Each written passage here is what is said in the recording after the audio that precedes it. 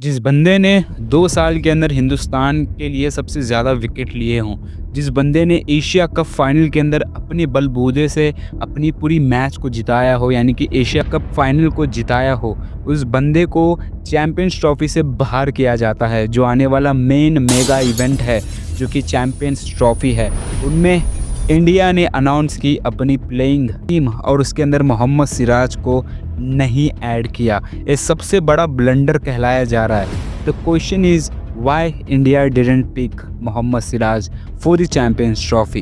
ये सबसे बड़ी चीज़ है क्योंकि मोहम्मद सिराज हिंदुस्तान के अंदर सबसे बढ़िया बॉलर हैं। पता है, अभी फ़िलहाल में फॉर्म जो है बहुत गड़बड़ा सा जा चुका है मोहम्मद सिराज के लिए। मोहम्मद सिराज लेवल के हैं बुमराह के साथ, यानी कि बुमराह, मोहम्मद सिराज एक दो की प्लेयर्स हैं इंडिया के लिए। उनमें से सिर्फ एक ही खेल पाएगा और एक को कर दिया बाहर। सिराज,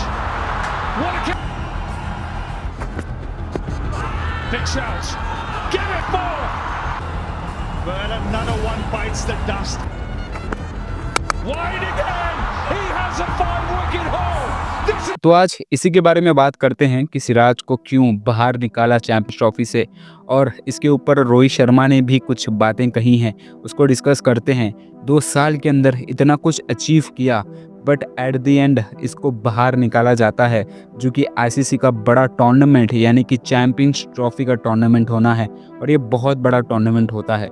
मोहम्मद सिराज को रिप्लेस करते हुए अर्शदीप देखने को मिले, यानी कि अर्शदीप अब पूरी तरीके से मोहम्मद सिराज का करियर खा जाएंगे ऐसा लग रहा है। तो चलिए डिस्कस करते हैं। अब सबसे पहले ये जानते हैं कि गलती कहाँ हुई मोहम्मद सिराज से।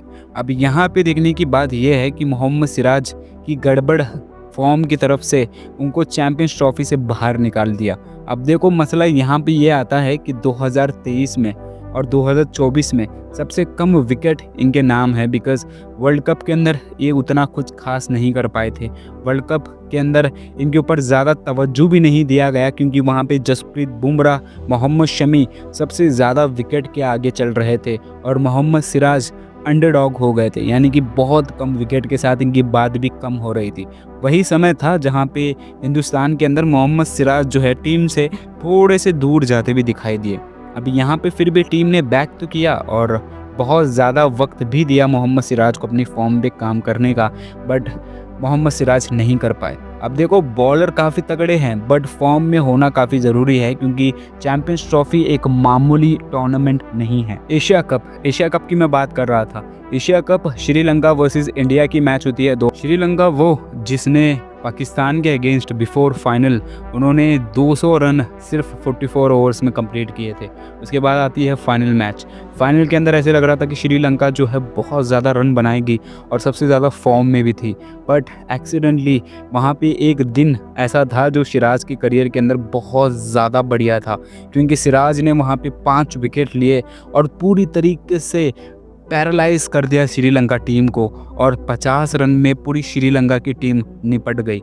और ये दिन मोहम्मद सिराज के नाम था, बिकॉज़ उन्होंने जिस तरीके से सामने से सबसे पहले गेंदबाजी करके इतने ज़्यादा विकेट लिए और पूरी तरीके से श्रीलंका की कमर को तोड़ दिया। और इतने ज़्यादा विकेट लेने के बाद मोहम्मद सिराज बन जाते हैं सबसे बड़े प्लेयर उस एशिया कप के अंदर।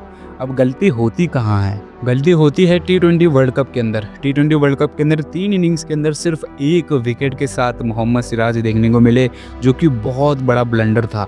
यानी कि भाई, इतना बड़ा प्लेयर और 3 इनिंग खेलने के बाद सिर्फ 1 विकेट लेता है, तो ऑब्वियसली टीम सिलेक्शंस जो हैं वो सोचेंगे इसके बारे में, एंड वही सोचने को देखने को मिला, क्योंकि इतना बड़ा आईसीसी टूर्नामेंट होता है तो वहाँ पे अच्छे प्लेयर्स और फॉर्म वाले प्लेयर्स को ही जगह मिलती है। एंड ऑब्वियसली यहाँ पे कुछ चीज़ें इन्होंने छोड़ दी थी मोहम्मद सिराज ने, जिसके ऊपर काम करना उनको बाकी रहेगा। एंड T20 वर्ल्ड कप के अंदर सिर्फ 1 विकेट के साथ मोहम्मद सिराज देखने को मिलते हैं, जो कि इनके करियर के हिसाब से बहुत कम थे। एंड यहाँ पे यही देखने को मिलता है। अब देखो, सेलेक्टर्स ने जो भी काम किया होगा ये सही किया होगा, बिकॉज अर्शदीप को लाते हैं। ये अर्शदीप का फॉर्म बहुत तगड़ा चल रहा है, बिकॉज T20 के अंदर वो काफ़ी तगड़े हैं। एंड अर्शदीप रिप्लेस करते हैं मोहम्मद सिराज को। अब मोहम्मद सिराज को रिप्लेस करने के बाद क्या आने वाले समय में भी मोहम्मद सिराज बाहर रहेंगे और अर्शदीप को खिलाया जाएगा? इसके ऊपर बहुत बड़ा मेजर क्वेश्चन देखने को मिल रहा है। अब कप्तान की बात करते हैं, यहाँ पे रोहित शर्मा ने भी बहुत बड़ी चीज़ कही। उन्होंने कहा कि सिराज को क्यों नहीं लिया, इसके पीछे एक रीज़न था। सिराज जो हैं सामने सबसे पहले तेज़ गेंदबाजी नहीं कर सकते, सबसे पहला ओवर या फिर फ्रेश बॉल से फ्रेश शुरुआत नहीं कर पाएंगे, क्योंकि इनको मिडल ऑर्डर में गेंदबाजी करने आती है। एंड वैसे अगर देखा जाए तो मिडल ऑर्डर के अंदर हमारे पास काफ़ी अच्छे गेंदबाज हैं जिसको हम ज़्यादा वैल्यू करते हैं। तो हमें एक ऐसा बॉलर चाहिए जो सामने से सबसे पहला आके पावर प्ले में गेंदबाजी करे, फ्रेश स्टार्ट दे हम सबको।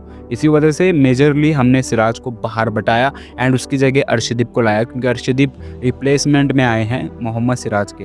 अब देखो बुमराह का भी यहाँ पे कट टू कट चल रहा है। बुमराह भी अभी फ़िलहाल में इंजर्ड हैं, तो क्या पता बुमराह आए ना आए, ये भी बहुत बड़ा सवाल है।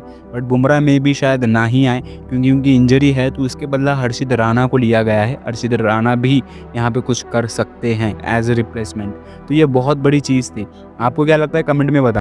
अब ये तो कंक्लूजन था कि देखो सबसे पहले फॉर्म तगड़ा होना चाहिए। अब मोहम्मद सिराज का ये एंड तो नहीं है, ऑब्वियसली इनको अभी वर्क करना पड़ेगा।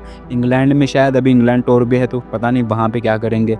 अब देखते हैं क्या होगा। बीजीटी के अंदर भी उन्होंने काफ़ी कम विकेट लिए हैं, 11 इनिंग में 19 विकेट बहुत कम होते हैं।